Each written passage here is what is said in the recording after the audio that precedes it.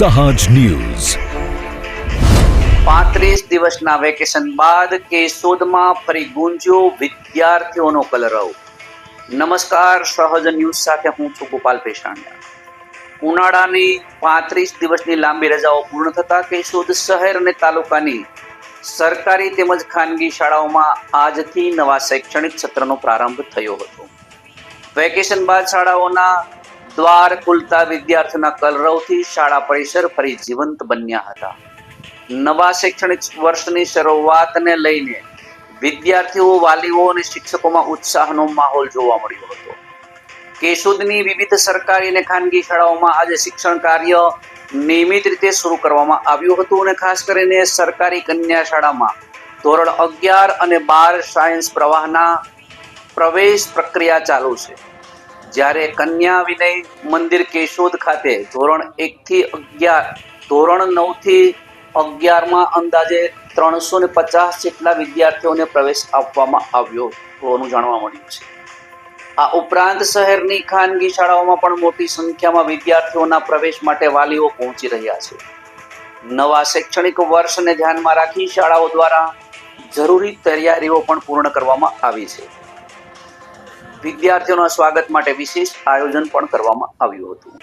શાળાઓ શરૂ થતા શહેરમાં વિવિધ બુક સ્ટોલ પર પાઠ્યપુસ્તકો, નોટબુકો અને અન્ય શૈક્ષણિક સામગ્રી ખરીદવા માટે વિદ્યાર્થીઓ તેમજ વાલીઓની ભારે ભીડ જોવા મળી રહી છે।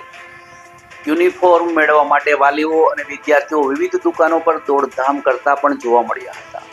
રાજ્ય સરકાર દ્વારા જાહેર કરાયેલા શૈક્ષણિક કેલેન્ડર મુજબ હવે નિયમિત શૈક્ષણિક કાર્ય શરૂ થતા આગામી દિવસોમાં અભ્યાસક્રમ, પ્રવેશ પ્રક્રિયા અને વિવિધ શૈક્ષણિક પ્રવૃત્તિઓને વેગ મળશે। કેશોદમાં નવા શૈક્ષણિક વર્ષની શરૂઆત સાથે શિક્ષણ ક્ષેત્રે ફરી ચહલ પહલનો માહોલ સર્જાયો હતો। રિપોર્ટર દિનેશ કાનાબાર, સહજ ન્યૂઝ, કેશોદ। હું જ્યોતિબેન રૂપાપરા, સરકારી ગર્લ્સ હાઈસ્કૂલ પ્રિન્સિપાલ। આજ રોજ નવા સત્રની શુભ શરૂઆત થઈ ગઈ છે। સરકારી ગર્લ્સ હાઈસ્કૂલ કેશોદમાં વિધિવત રીતે શિક્ષણ કાર્યનો પ્રારંભ થયો છે। ધોરણ 11માં વિજ્ઞાન પ્રવાહમાં 12 સંખ્યાએ પ્રવેશ લીધો છે, તેમજ સામાન્ય પ્રવાહમાં 45 સંખ્યા જોવા મળેલ છે અને પ્રવેશ લીધો। હજી પણ સામાન્ય પ્રવાહ, વિજ્ઞાન પ્રવાહમાં પ્રવેશ કાર્ય શરૂ જ છે, તેમજ ધોરણ 9માં 46 જેવી બહેનોએ પ્રવેશ લઈ લીધો છે। હજી પણ અવિરત પ્રવેશ કાર્ય શરૂ છે।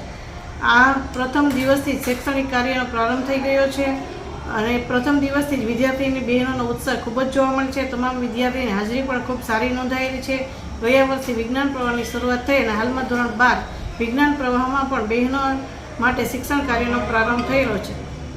આજરોજ ત્રણેય પ્રવાહમાં બહોળી સંખ્યામાં વિદ્યાર્થી ઉપસ્થિત રહ્યા છે અને શિક્ષણ કાર્ય સારી રીતે ચાલી રહ્યું છે, તેમજ આ ઉત્સાહ જળવાઈ રહે એવી શુભેચ્છા।